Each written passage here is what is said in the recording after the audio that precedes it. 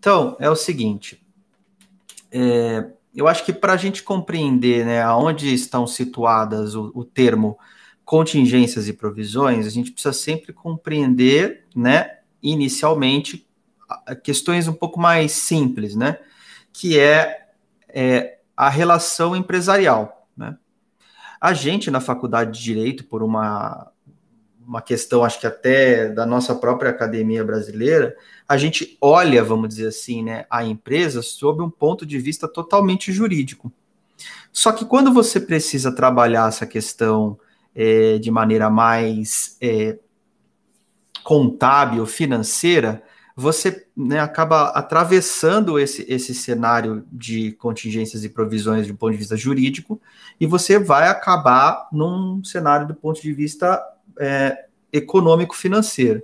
Aqui nós já temos um primeiro embate, né? Ao mesmo tempo em que você está buscando, né, de uma maneira assim absurda às vezes, o melhor interesse para a empresa, de outro lado, a gente acaba, né, se perdendo como advogado numa situação onde você está olhando só sob a perspectiva do direito, que é justamente aquilo que o empresário não olha, muitas vezes, né? Então você, na sua cabeça, pensa assim, puxa, se ele não está olhando, alguém tem de olhar. E o fato dele ter de olhar não significa que muitas vezes ele não queira correr o risco. Então, esse é um primeiro assunto que a gente precisa entender, né? Principalmente quem trabalha ainda muito com advocacia contenciosa. A advocacia contenciosa, ela tem uma característica, né, mais conservadora, ela tem uma característica muito voltada a esse tipo de situação de querer proteger os interesses. Mas muitas vezes não é o interesse que deve ser protegido. Muitas vezes existem outras questões que são colocadas naquele cenário todo, né? Então, a princípio, o que eu queria falar para vocês é o seguinte, que existe uma intersecção financeira, né? Então, qualquer aluno, né, ou qualquer pessoa que acaba fazendo o curso, né, completo de provisões, ele precisa compreender que existem alguns pontos cardeais que é que eu chamo para a compreensão da metodologia. Então, como funciona mais ou menos, né? A gente precisa entender, em primeiro lugar, que toda empresa é movida de eventos, certo? E evento é evento exatamente na palavra, na acepção da palavra. Evento são situações que acontecem na empresa.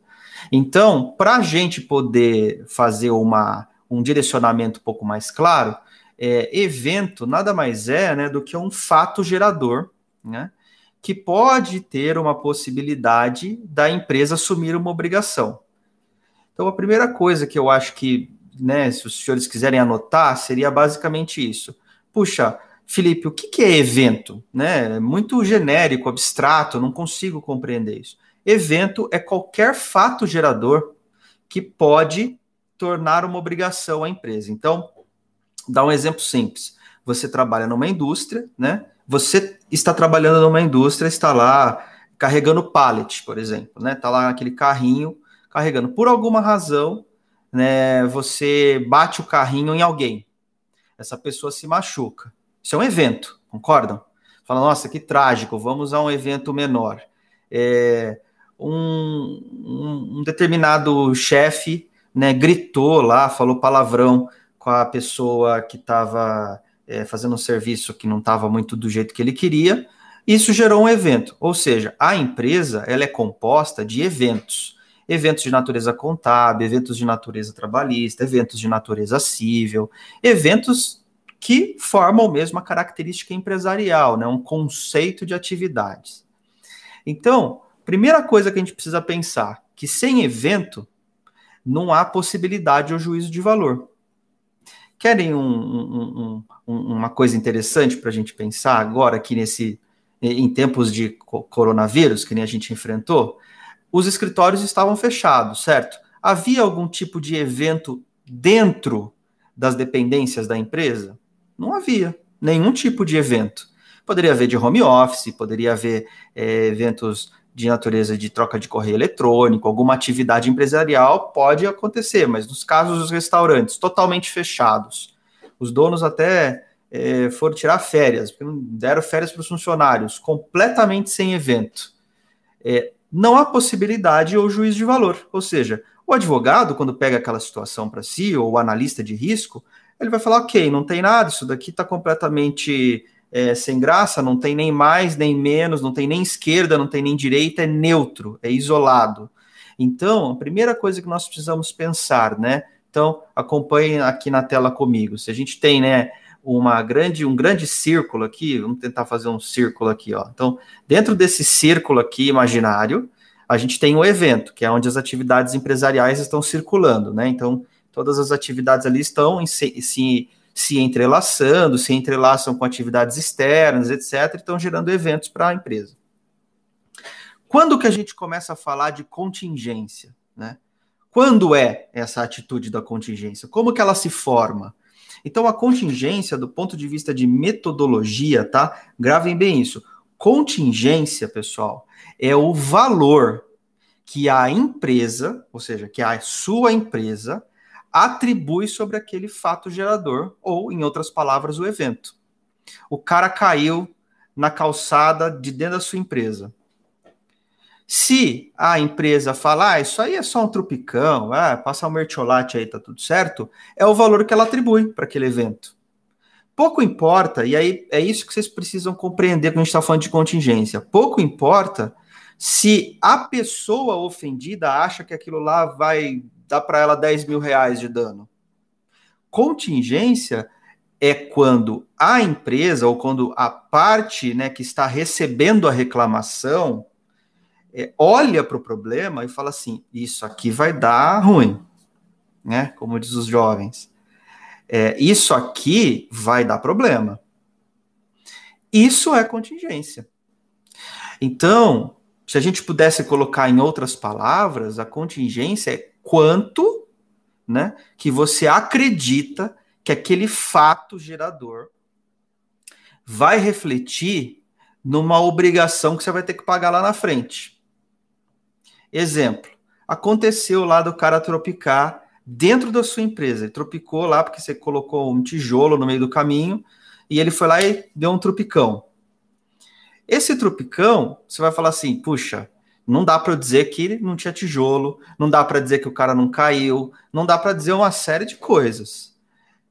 Mas quanto que será que eu tenho que, com base no que ele está pedindo, vamos supor que ele pediu 10 mil, né? Eu devo atribuir aquilo como uma preocupação.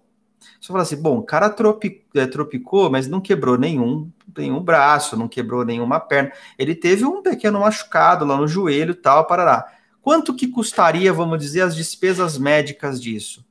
Então, é um exercício de raciocinar com a cabeça daquele que está reclamando.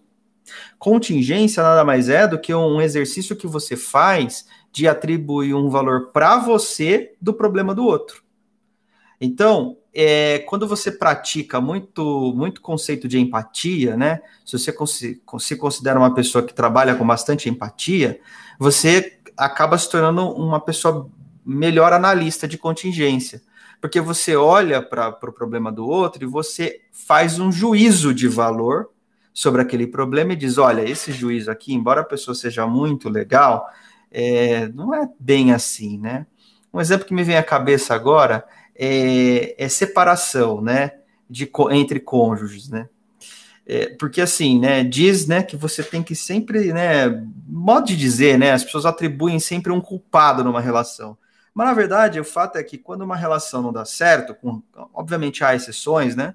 Mas quando uma relação não dá certo, seja ela em amizade, romântica, etc., as duas pessoas contribuíram para isso. Então, quando há esse tipo de situação, você tem que olhar com os dois olhos, né, com as duas lentes. Então, imagina que você vai enxergar com as duas lentes o quanto que aquilo trouxe ou trará de uma possível condenação ou de uma possível obrigação. Outro ponto interessante de contingência. Contingência não tem nada a ver com condenação, pessoal. Eu sei que todos aqui que estão assistindo, muitas vezes nas suas empresas, né, ouvem muito falar sobre contingência e provisão e ouvem a atribuição do termo de forma equivocada. Então, como assim equivocada, Felipe? Eu vejo todo mundo falar toda hora de contingência, aí uns falam exposição, aí uns falam probabilidade de perda, aí uns falam, desculpe, aí uns falam em provisão, outros falam em contingência, eu não entendo. Então vamos lá. Contingência é um valor que a empresa está atribuindo sobre um fato gerador. Ponto. Ela decide, ela faz o juízo de valor, ela diz, olha, isso aqui, embora o cara peça 10, é 5. Não tem nada a ver com condenação. Ela, desde o início, pode colocar para ela um limite, dizendo, olha, embora a pessoa tenha pedido 60, o limite aqui, considerando todas as premissas que eu vou construir, é 10. E ela vai trabalhar com aquele 10, ela não vai trabalhar com 60. Isso é a contingência. Diferentemente do que é provisão, que seria um segundo cenário. Então, acompanhando comigo aqui na tela, ó, nós temos, né, então, o evento que está gerando toda essa característica. O que tem dentro deste evento? Tem atividades empresariais, que é que a gente está chamando de fatos geradores. Então, toda e qualquer atividade empresarial, ela vai gerar naturalmente esses fatos geradores. Quando um fato gerador, né, ele traz para a empresa uma preocupação com alguma obrigação que ela eventualmente tenha de fazer, o que vai acontecer é que você vai aplicar uma contingência, ou seja, você vai dizer, isto aqui eu tenho de guardar, tenho de pensar numa preocupação, talvez eu gaste dinheiro em cima disso. Note a palavra, talvez eu gaste dinheiro sobre isso. Eu não tenho certeza, não sei se vai acontecer, você vai, né, pensar sob a perspectiva do que a sua empresa pode ou não apresentar de defesa. Já a provisão, ela está inserida dentro da contingência. Então, gravem bem isso.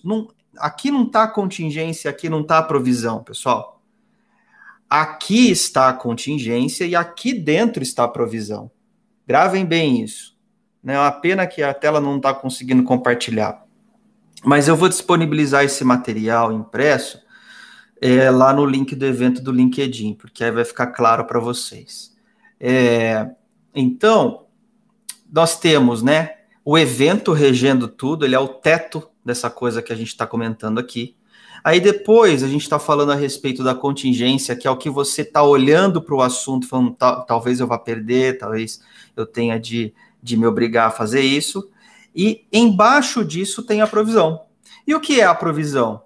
A provisão, ela já é um caminho, né, um pouco mais agressivo, vamos dizer assim, com relação àquele fato gerador, porque é o valor que você admite que vai ter de reservar para garantir o cumprimento daquela obrigação que foi imposta ou acordada. Obrigação que se acorda? Ah, é acordo judicial? Nananina, não. Primeiro, pessoal, que contingência e provisão não é um termo jurídico, tá? Contingência e provisão você faz até, inclusive, na poupança que você está aguardando aí para sua aposentadoria. Então, provisão é o valor que você olha para a situação e você fala, realmente aqui eu já cheguei num nível tão grande de maturidade do processo, ou eu já cheguei aqui a uma característica assim tão iminente, dei um prejuízo para alguém, é incontestável que eu dei esse prejuízo, não tenho nenhum álibi, não tenho nada, eu realmente quis dar o prejuízo para a pessoa, você já vai reservar o dinheiro que você vai pagar. E aí a pergunta que sempre me fazem nas aulas é a seguinte, Felipe, mas se uma pessoa sabe que ela tem uma obrigação, por que ela já não paga e se livra disso? Né? Por que ela simplesmente já não resolve, tira da frente? Porque, pessoal, às vezes o caixa da empresa não tem esse dinheiro. É uma realidade. Empresas no Brasil, né, como diz o ditado, até as empresas maiores, né, a gente tem aquela questão de não saber como que o cenário econômico vai se comportar daqui 2 meses. Quem dirá um ano inteiro, um exercício inteiro. E assim, se você pode pagar o negócio lá na frente, às vezes vale a pena, né, porque você pode investir aquele dinheiro numa outra situação e aquela outra situação ser muito mais lucrativa para você. Porque quando você olha só como advogado, o que provavelmente você pensa? Pô, reclamação trabalhista, né? Um grande exemplo. O cara tá pagando 1% de juros Já está 60 meses lá aquela ação, ele vai pagar então 60% de juros. Pessoal, às vezes uma operação empresarial dá 1000% de lucro. Então, quando a gente é mais jovenzinho e a gente ainda não alcançou posições na empresa, ou posições como advogado, que a gente não tem essa visão mais aberta, a gente simplesmente acha um absurdo a empresa ficar segurando a ação quando ela já tem até a provisão constituída. Por que não paga agora? Não é mesmo? Então, às vezes a gente fica com o conceito muito como advogado, e aqui o objetivo desse nossa mini aula, esse bate-papo aqui, basicamente a gente parar para pensar que a empresa pode ter outras circunstâncias que impedem ela de tirar aquele dinheiro naquele momento. Ela até garante a provisão, mas ela não consegue tirar aquele dinheiro do caixa. Então, a gente já sabe que vai ter de fazer o pagamento, né? E aí você toma precaução de poupar. Qual é um outro problema que eu também quero colocar aqui para os senhores que estão assistindo essa live? Quando a gente fala de provisão, o que a norma da CVM fala, o que o IAS 37 Estados Unidos fala e o que o CPC 2522 fala. É tudo a mesma coisa? Meus caros, é tudo a mesma coisa. Outro dia me falaram assim, mas você está de acordo com as normas da CVM e não está de acordo com a norma brasileira de contabilidade. Eu tive que, educadamente dizer, olha, com todo respeito, mas é a mesma coisa, né? No curso que a gente dá, que aí leva mais tempo, a gente mostra a evolução dessa questão, para não ficar aquele conceito perdido, sabe? Jogado, assim, por que aconteceu isso? A gente mostra, nada mais é do que uma evolução. O Brasil não tinha uma norma de convergência internacional, e aí a gente foi, colocando cada um em um determinado cesto, até que veio a CVM e unificou. Mas se você pegar lá o CPC 25, você vai ver que é exatamente a cópia do que está na CVM. Se você pegar lá o IAS 37 Estados Unidos, os conceitos de SOX, você vai ver que os mesmos critérios se adotam, que são critérios de transparência, lealdade, ética, critérios de compliance. Mas falando especificamente sobre provisão, você já sabe, o que você tem para receber. E aí uma confusão que os advogados fazem muitas vezes é o seguinte: o que a norma está falando? Ela está dizendo o seguinte, que você vai constituir provisão se, prestem muita atenção, se naquele exercício, ou seja, parâmetro do tempo, você vai gerar um desembolso de caixa para a empresa. A provisão, ela não é eterna. Você não coloca a provisão lá no começo do processo e daqui 5 anos você tira ou coloca. Esse é um erro muito grave que a gente comete. Por quê? Você vai inchar a provisão da empresa, mesmo sabendo que o seu judiciário não vai jogar em 1 ano. Então, às vezes, você coloca lá a probabilidade de perda, que também não tem nada a ver com isso, como provável, e aí a norma diz, olha, toda vez que for provável, você tem que reconhecer a provisão, só que aquele provável não é provável naquele exercício. E a norma contábil está dizendo que provisão significa que no exercício financeiro atual, você acredita que vai sair dinheiro do caixa. Você fala, Felipe, mas eu posso deixar uma provisão, porque assim, eu não sei quando que vai julgar, então pode julgar daqui 2 meses, como pode julgar daqui 2 anos. Eu posso? Claro que pode. A norma não proíbe isso, mas o que a norma está dizendo é que você não é obrigado a colocar um dinheiro aonde não vai ter o desembolso naquele exercício. E aí o que isso acaba acontecendo? Impactando o resultado. Então, quando a gente olha para o processo, a gente não tem que olhar para o processo no começo, na sentença e no acórdão, até porque ele é dinâmico. Você tem que observar na característica dele se você deve constituir uma provisão porque você, de fato, vai pagar nesse exercício. Porque se você não for pagar nesse exercício, é uma bobagem você deixar lá um dinheiro guardado, sabendo que a empresa poderia pegar aquele dinheiro e fazer um investimento para até crescer, e ter uma rentabilidade melhor. E, por fim, a gente tem a questão do desembolso. O que é o desembolso? O que essa palavra é desembolso? É a mesma coisa que provisão? Não. Então, imagina que aqui em cima, temos o evento, Aí depois do evento descemos para contingência, aí depois da contingência descemos para provisão, e aí a última camada desse exercício financeiro inteiro é o desembolso. Desembolso, ele pode ser traduzido como a efetiva retirada de valores do caixa da empresa. Então, desembolso não é a guia judicial a ser paga amanhã, meus caros. O desembolso é quando o dinheiro saiu da conta. Sabe aquele boleto que no final do mês tem que pagar?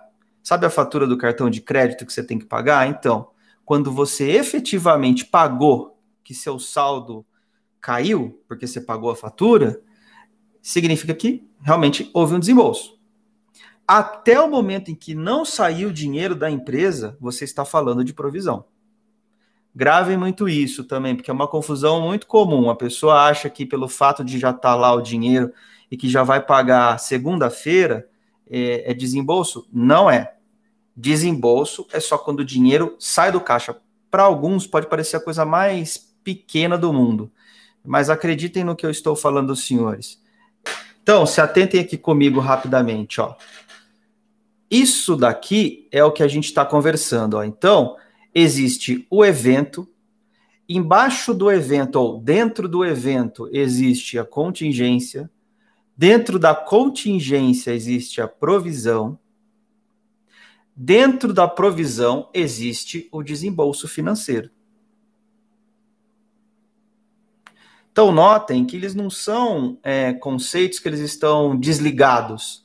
Pelo contrário, eles são conceitos que eles estão completamente entrelaçados, né, formando uma intersecção financeira. Esse é o principal ponto que é motivo de dúvida muitas vezes para as pessoas que trabalham com isso, né? Porque a gente tem uma ideia com base em relatório, como assim? Você vê uma coluna separada da outra. Então, o seu mapa mental está muito acostumado de ir na coluna de provisão, na coluna da contingência, na coluna do valor do pedido e na coluna do valor da causa. Só que, para explicar para vocês, e de acordo com o conceito correto, é isso que nós estamos nos referindo. Quando há um evento, você vai determinar uma contingência. Quando há uma contingência, você determina uma provisão. Quando há uma provisão, você determina um desembolso. Tá claro para vocês? Seguindo adiante aqui, pessoal, eu quero falar um pouquinho sobre a linha do tempo. E aqui eu também vou pedir desculpas, mas eu vou colocar a linha do tempo aqui para vocês. Ó, isso é muito importante a gente entender. Como que funciona a questão da linha do tempo? Ela funciona da seguinte forma. Qual que é o parâmetro, né, que a gente tem que seguir? Então, veja que nessa linha do tempo, ó, tem aquele saquinho de dinheiro ali do lado direito. Só que em cima, né, em cima da reta, a gente está falando sobre duração de processo. A gente está falando de uma característica jurídica. De outro lado, ou melhor, embaixo, nós estamos falando de balanço financeiro empresarial, com características totalmente de natureza contábil. Veja que interessante, ó. São situações que elas estão ligadas, né? Por conta de uma situação jurídica e, ao mesmo tempo, uma situação financeira. E aí, propositadamente, eu coloquei em ordem, né? 1, 2 e 3. Então, no primeiro, quando você faz uma avaliação só jurídica, ou seja, só a duração do processo, no primeiro evento, que é o primeiro evento de um processo, é a inicial, né? Então, o primeiro evento de uma inicial, o que você se depara? Qual é o que de forma financeira você se depara quando você olha uma petição inicial? Ah, Felipe, eu deparo basicamente com os pedidos do autor e com a causa. É isso que tem de dinheiro lá dentro. Fora isso, é narrativa jurídica. Não é mesmo? Tá certo? Tá certo. Ah, perfeito. E depois o que acontece? Olha, aí eu chego à conclusão de decisões, né? Quando chega na decisão, Felipe, aí eu olho, né, uma estimativa com base naquilo que o juiz já julgou, tanto na primeira, quanto na segunda, quanto nos tribunais superiores. Sabendo que muitas vezes essa estimativa ela é reversível, ou seja, não é porque o juiz decidiu que ela está escrita na pedra, porque você ainda vai passar para a terceira fase, que é a fase de liquidação. Na fase de liquidação, aí sim você vai ter os tais cálculos confiáveis, né? E você naturalmente vai olhar para aquilo e vai falar, bom, então aqui eu vou realmente já reservar o meu dinheiro em algumas circunstâncias, né? Em que você espera para fazer a provisão apenas quando você tem uma certeza um pouco mais clara a respeito do assunto.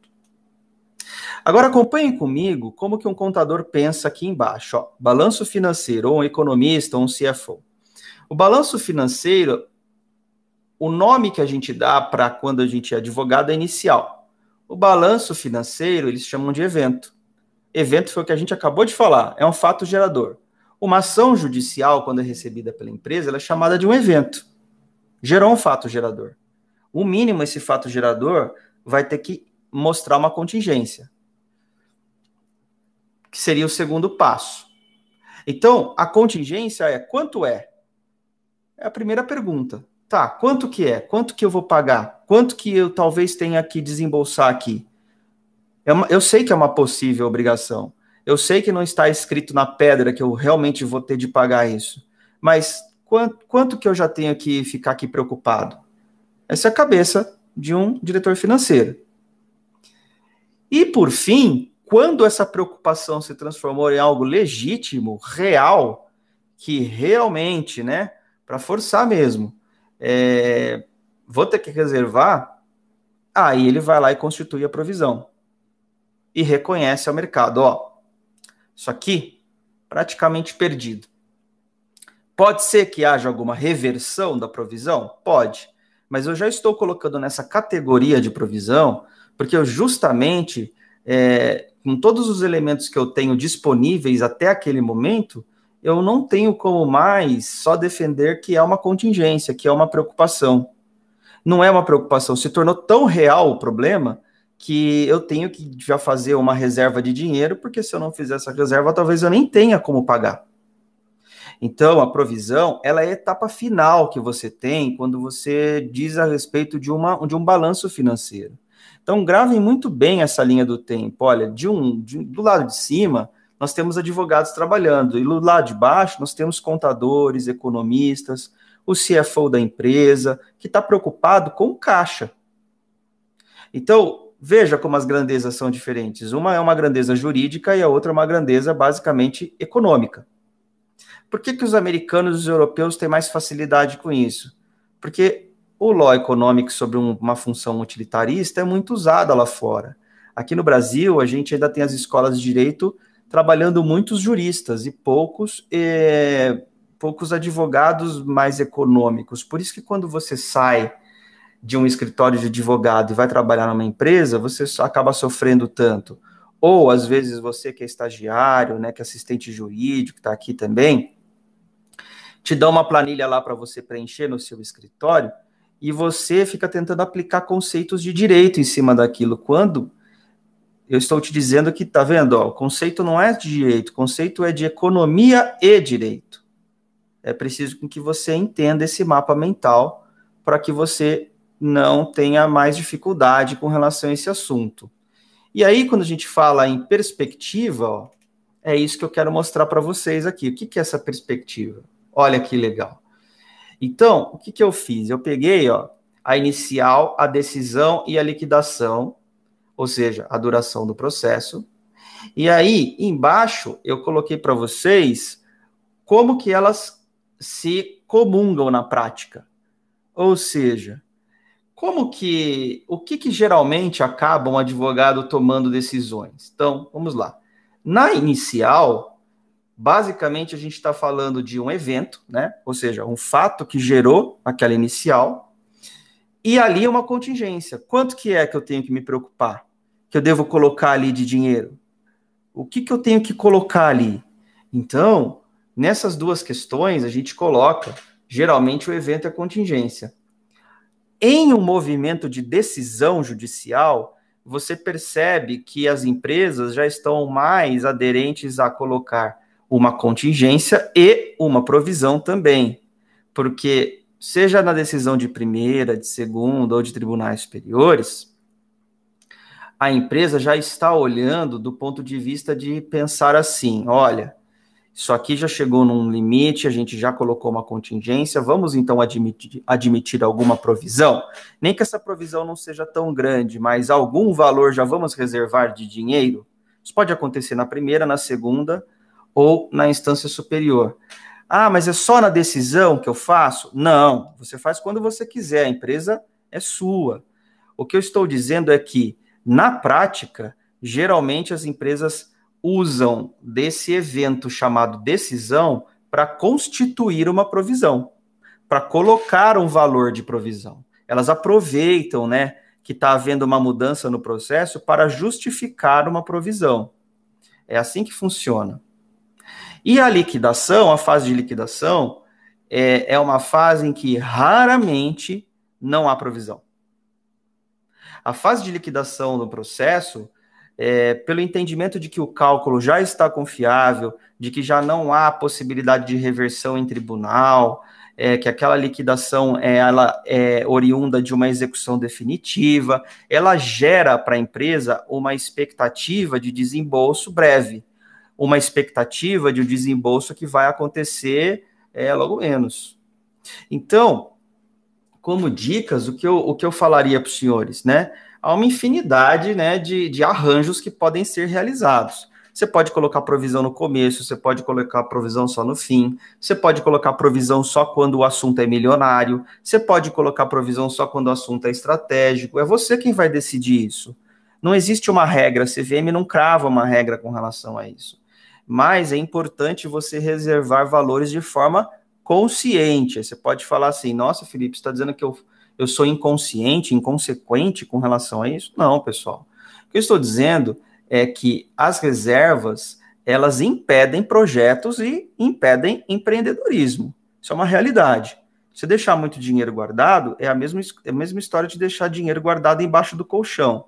Você poderia abrir uma padaria, abrir um salão de cabeleireiro, abrir uma loja de livros, mas você prefere deixar o dinheiro guardado.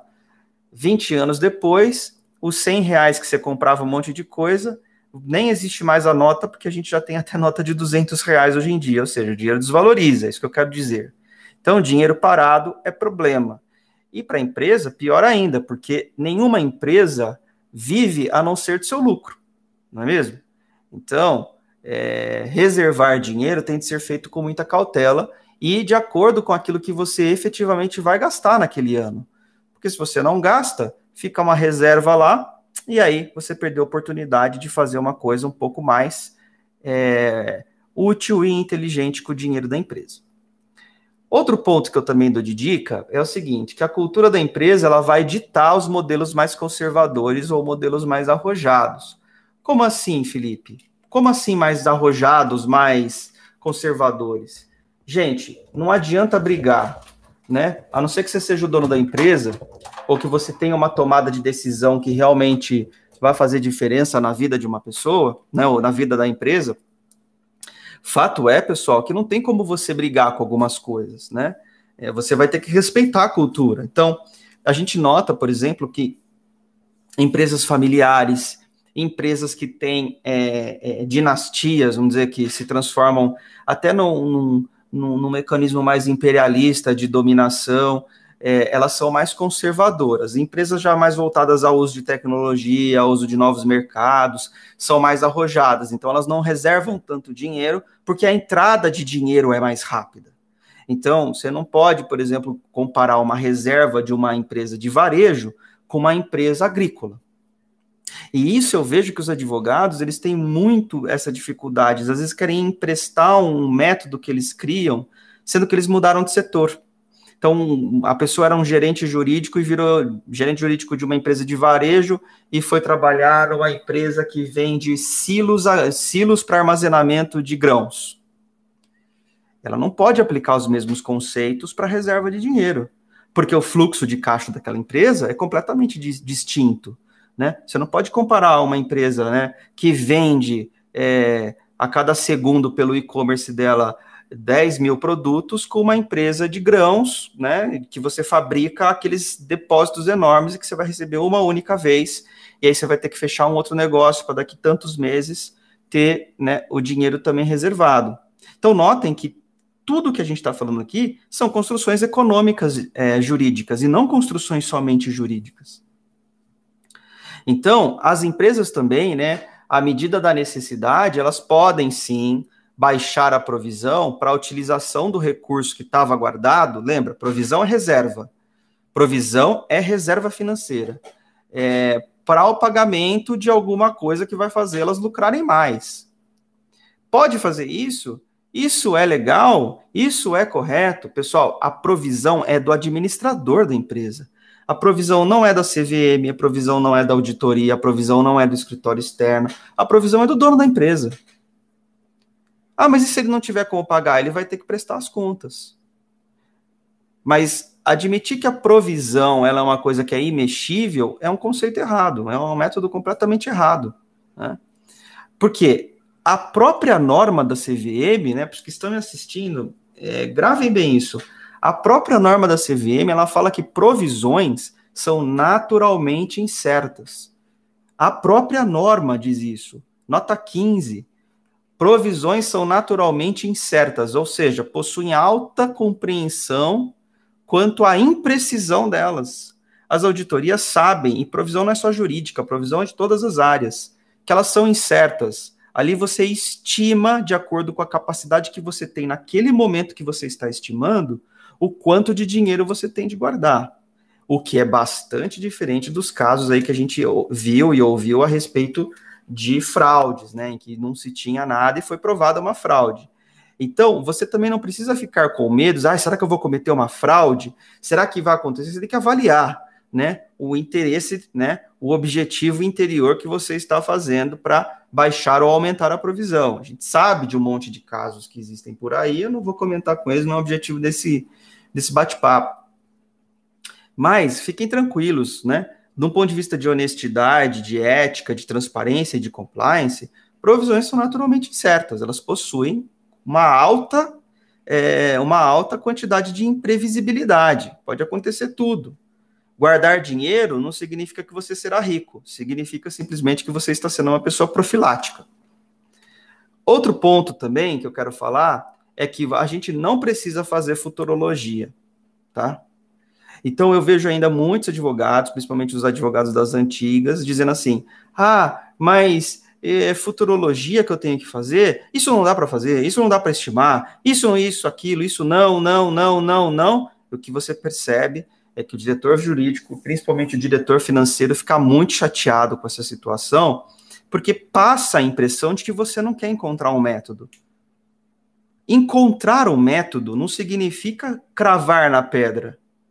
E também, se a pessoa está de boa fé, se o diretor financeiro está de boa fé, te falando, tenta dar uma estudadinha aí melhor nisso, né? Tô vendo que esse negócio aqui não tem assim, a ação é a mesma, de um lado aparece 10, aí quando você vem com uma outra ação vem 20, dá uma estudada. Quando ele fala isso, significa que ele está querendo dizer para você, para que você assuma alguns princípios para assegurar uma boa gestão. Assuma algumas premissas. Assuma algumas premissas de natureza lógica. Premissa, pessoal, tem a ver com lógica. Premissa não tem a ver com subjetividade. Premissa não tem a ver com eu acho, não tem a ver com a opinião que o escritório acha, não tem a ver com a tese. Outro ponto muito importante que eu falo para os advogados dos cursos que eu dou aí sobre provisões. Você, na qualidade de olhar a provisão, não tem que advogar para ela. Esquece. Você não tem que advogar a provisão. Você tem que advogar o processo. Você não tem que advogar a contingência. Você não tem que fazer nada disso. Não advogue para elas. Elas estão ali e elas são o que elas são. A sua função como advogado, seguindo até os próprios princípios éticos da Ordem dos Advogados do Brasil, não é mensurar o valor que a companhia acha que vai perder. Essa não é a sua responsabilidade. A sua responsabilidade como advogado é assegurar que o seu cliente terá uma boa defesa, é assegurar que você terá todos os mecanismos profissionais e todos os mecanismos acadêmicos, tesistas, dogmáticos, enfim, de probatórios, para tentar diminuir aquela exposição. Mas não advogue para as contingências. Esse é um erro crasso que a gente às vezes comete. As contingências estão lá porque aconteceu um evento, e a provisão é decorrência disso.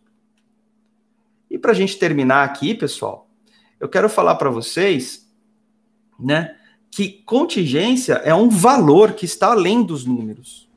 Né? E aqui eu vou aplicar 6 razões para que você passe a estudar contingências e provisões, ou para que você procure pessoas para falar sobre esse assunto. No LinkedIn, nós temos um grupo que se chama Contingências e Provisões. De novo, é gratuito, não tem venda, você está vendo aqui, ó, não tô falando nada de Enlighten, absolutamente nada dela. O interesse mesmo é que a nossa comunidade jurídica possa aprender e que, se possível, você, né, se inscreva aí no nosso canal aqui no YouTube para que você receba conteúdo. Não vai ser um canal pago, não vai ter matéria paga. Se você quiser um dia fazer o curso, aí você vê lá nas redes sociais. O interesse aqui é mostrar para você que existe ciência em cima desse assunto e que as pessoas não estão dormindo e fazendo do jeito que elas querem. Você vai encontrar ainda muita gente fazendo do jeito que quer? Vai, com certeza. A gente teve 305 pessoas interessadas nesse assunto, das 700 que confirmaram. Então, assim, veja que o assunto ainda ele é pouco divulgado, a gente às vezes passa o relatório para o estagiário fazer, passa para o advogado mais júnior fazer, ele não consegue, não entende, toma bronca, aí você manda para o cliente também não entende, o cliente dá a bronca sem saber por que está dando a bronca, sem saber toda essa situação, que o diretor financeiro garanta a vocês que sabe. O presidente da empresa garanta a vocês que sabem. Então, né, digo, né, eu tenho uma empresa pequena, eu sei quanto que ela ganha e quanto que ela gasta. Isso é uma relação básica de vida, né, empresarial. E é a mesma coisa com uma empresa grande, não muda. Só muda os números e muda a quantidade de processos que você tem que fazer para chegar neles. Então, tá além da advocacia, tá? E a contingência, ela é um valor em si, né? O estudo da contingência da provisão, ela é um valor em si. Então, primeira razão do estudo, recursos. Então, quando você passa a usar premissas para adoção de parâmetros, você desestimula uma reserva que não precisa, que não existe. O que eu quero dizer com isso? Quando você passa a adotar parâmetros, caixinhas, gabaritos, manuais, para dizer para um determinado público de ações que você vai sempre seguir determinada forma de contingenciar, você começa a ter o quê? Padrão. Você começa a ter manual, começa a ter método.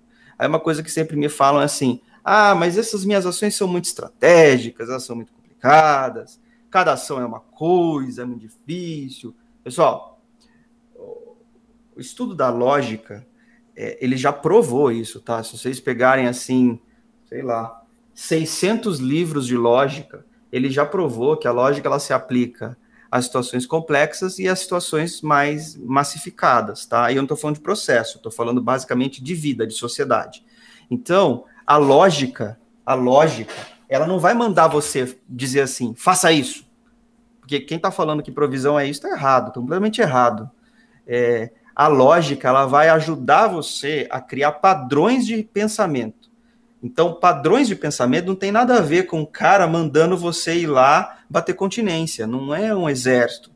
Então, premissa significa você encontrar, até mesmo nas ações mais estratégicas, formas de pensamento mais adequadas para determinar o quanto que aquela contingência vai custar. E você tem que sentir conforto, que a forma como você está pensando é a forma real, é a forma certa. Segunda dica, regularidade. Então, quando você faz adoção de parâmetros, né, para CVM ou para SOX, você coloca o balanço empresarial confiável ao mercado, atraindo investimentos para a empresa. Então, você não precisa ficar mantendo o balanço da empresa, ou a provisão da empresa, sabe, apertando para que aquela contingência fique boa, entre aspas, né? O que você precisa é manter um padrão, uma regularidade, e essa regularidade, ela vem com a adoção de premissa. Essa regularidade não vem com você marretando o número. E me desculpem, não é marretando o número que você vai resolver um problema da empresa. O que vai acontecer, geralmente, é uma desconfiança do mercado quando você faz esse tipo de assunto. Né? A gente tem aí vários escândalos. Então, fazer um balanço empresarial confiável ao mercado envolvendo processos judiciais é adotando parâmetros para você estimar as suas ações. Então, você pega lá, que esse conjunto de ações eu vou estimar assim, esse conjunto eu vou estimar assado.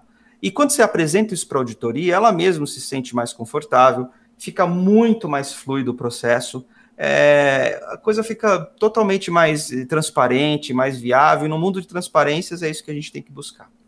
Em terceiro lugar, oportunidade, ou seja, quando você tem provisões certas, né, a antecipação descontada de reservas economiza honorários, reduz litígios, reduz a própria carga de operação no departamento jurídico.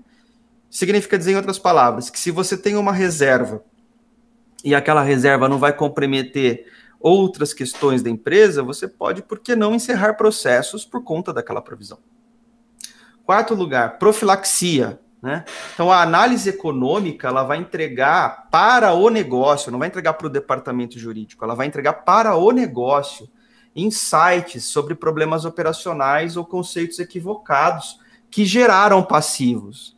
Ou seja, quando uma pessoa fala que ela vai vender uma casa, o que ela pensa num prejuízo? Que o tijolo é ruim, que o cal é ruim, que o cimento é ruim, que teve uma trinca, que a garagem foi mal construída, que o projeto está ruim. Uma série de coisas que estão relacionadas ao produto. Ela nunca vai pensar no prejuízo indireto, que é alguém mover uma ação contra ela. Então, quando você pensa, né, em adoção de premissas, parâmetros, usa isso com muita consciência, você chega lá para o cara que inventou o produto e fala, ó, tá vendo? Você não colocou que o produto por si só está gerando um prejuízo indireto. Não tem nada a ver com mão de obra, não tem nada a ver com o produto ser ruim, ele gera naturalmente um prejuízo indireto. Então, você tem que colocar na conta do seu custo aí, para oferecer para os consumidores, né, esse prejuízo. Senão, o que vai acontecer é que você acha que tem uma margem de lucro, mas, na verdade, essa margem de lucro ela nunca existiu. É ponto seríssimo. E no Brasil, pessoal, já passei por algumas grandes empresas. Isso aí é o negócio mais comum que tem. A pessoa ela forma um produto, né? Aquele produto ele vai sendo construído, todo mundo faz festa e recebe bônus e as ações chegando. Até que chegou o momento que a ação chegou, ela tão grande, tão assim preocupante, e o lucro já foi, já teve distribuição de resultados, já mandou lá para fora, né? O lucro já foi gasto. E aí o que a empresa começa? A ficar no vermelho, no vermelho, no vermelho, no vermelho. Por quê? O produto está concebido errado. Se um produto é concebido errado, ele pode até ser ótimo, pode ser maravilhoso, mas a concepção dele não está olhando que ele está gerando algum prejuízo indireto, o que vai inevitavelmente acontecer é que aquela empresa nos próximos exercícios terá um resultado negativo, porque ela está pagando, né, prejuízo que não era visto pelos donos da empresa. Ficava oculto. É o que eu chamo de prejuízo indireto. Quinto e penúltimo tópico. Lógica. Então, o desenvolvimento de manuais e gabaritos, eles reduzem as inconsistências em auditoria e melhoram também a capacidade de gerir passivos. Você não vai gerir mais passivo com base no que você acha. Você vai gerir passivo com base no que o dado está te entregando. O chefe desse tipo de metodologia é o dado. O dono dos processos não é o diretor jurídico, é o dado. O dado vai falar por si só. Então, isso é uma coisa que eu defendo pessoalmente muito isso. Eu defendo o uso dos dados sob qualquer circunstância, porque contra o dado o argumento fica raso. Existem exceções? Naturalmente, como tudo na vida, tem exceção. Mas o que a gente vê é que às vezes a gente ainda usa o dado e não confia no dado. Por que os advogados são mais resistentes a isso? Porque a gente tem uma tradição de 1000 anos falando a respeito de um assunto que era basicamente narrativa. Só que no universo de tecnologia, no universo que a gente está muito voltado a esses parâmetros, é questão de 5 anos para que as narrativas sejam deixadas de lado. Porque no final das contas, o dono da empresa, ele te contrata para você dizer para ele como que você vai reduzir, e não para você dar narrativas para ele. o dado você tem. E se ele quiser procurar um terceiro para dizer, me vê se esse dado está certo, ele vai procurar e ele pode, inclusive, ocasionar um desconforto entre você e ele. Então, lógica, dado, sempre como dono, sempre como decisor, sempre como aquele que é o real da balança, né? Aquele que realmente diz o que é. E aí você vai pegar aquele dado e você vai trabalhar para tentar transformar aquela informação que você tem numa previsão melhor para a sua empresa. E por fim, linguagem. Né? Então, o uso de lógica ao invés de narrativa, ele confere, né, segurança aos decisores, né, reduzindo interpretações, né, subjetivas e de difícil compreensão. Para concluir, pessoal, não é juridiquês o que eu estou falando aqui, tá? Embora muitas pessoas usem dessa estratégia para que o outro não entenda. Mas, para mim, advogado bom é advogado que é claro. Para mim, advogado bom é advogado que consegue se expressar, que tem poder de comunicação. Então, poder de comunicação significa você reduzir a quantidade de palavras e deixar com que o dado mesmo mostre a característica própria dele, que é o número. Né? O dado, a alma do dado é o número, é o valor, é o que está ali. A alma do dado é isso. Então, quando você começa a fazer essa mudança de mentalidade, você começa a perceber que a forma da advocacia dos próximos anos vai ser completamente diferente da advocacia que nós experimentamos até hoje. Hoje a gente, sabe aquela brincadeira? Você finge que eu acredito, a verdade que eu te digo. Então, nós não teremos mais esse tipo de espaço, né? E não sou eu que estou dizendo isso. O próprio mundo está sendo consumido por dados. Nós estamos aqui falando num streaming que envolve basicamente um conjunto de dados. Então, se ao mesmo tempo a gente gosta tanto dessas coisas, se ao mesmo tempo ela facilitou tanto a vida da gente, imagina, né, uma vida de coronavírus sem essas facilidades que os dados trouxeram para a gente, será que a gente não tem que refletir da maneira como a gente olha para as contingências, não tentando fazer com que elas se encaixem na minha narrativa, mas eu mudando a concepção de como eu trato elas, né? Elas se tornando o fator fundamental. Elas quem? As contingências. Mas como assim a contingência? O dado que está nela. Pessoal, naturalmente, em uma hora, a gente não conseguiria nunca explorar essas atividades da maneira adequada. O que eu quis aqui passar para vocês foram apenas insights e reflexões daquilo que a gente tem buscado. Obviamente, tentando harmonizar também a grandeza de público que nós tivemos, né? Porque a gente nunca sabe, né? Se vem gente muito experimentada ou se vem gente mais buscando conhecimento. No entanto, eu lhes convido, né? Lá nas redes sociais, né? A se inscreverem, a curtirem lá, porque a gente tem divulgado, já tem alguns meses, né? Estudos sobre o que é risco, sobre o que é probabilidade, sobre cenários, né, hipotéticos, né? Temos um estudo muito interessante nas últimas 2 semanas aí, que eu fiz uma relação entre nexo de causalidade e contingências e provisões, né? Perspectivas na Bolsa de Valores de contingências e provisões, situações que realmente vão ajudar você a pensar. Eu nunca, como professor, né, tive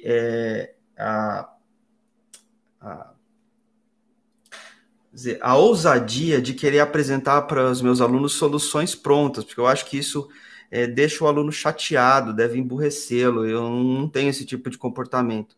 O que eu quero é que vocês aprendam, que vocês, né, tenham a técnica mais apurada com base na academia, com base no conceito doutrinário da situação.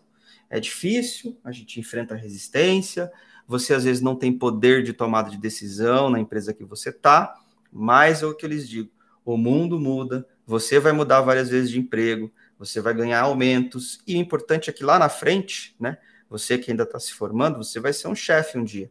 Então, que você também aprenda desde já como lidar com isso, para que você também não seja influenciado por uma advocacia que vai deixar de existir com o passar do tempo. Agradeço a todos que estiveram aqui, Fico muito feliz de saber que vocês se interessam pelo tema e a gente vai, à medida daquilo que a gente consegue, ir publicando novos artigos e também chamando os senhores para novos streamings, novas lives aí. Espero vocês na próxima e a gente se fala, pessoal. Obrigado e até mais. Bom final de semana a todos.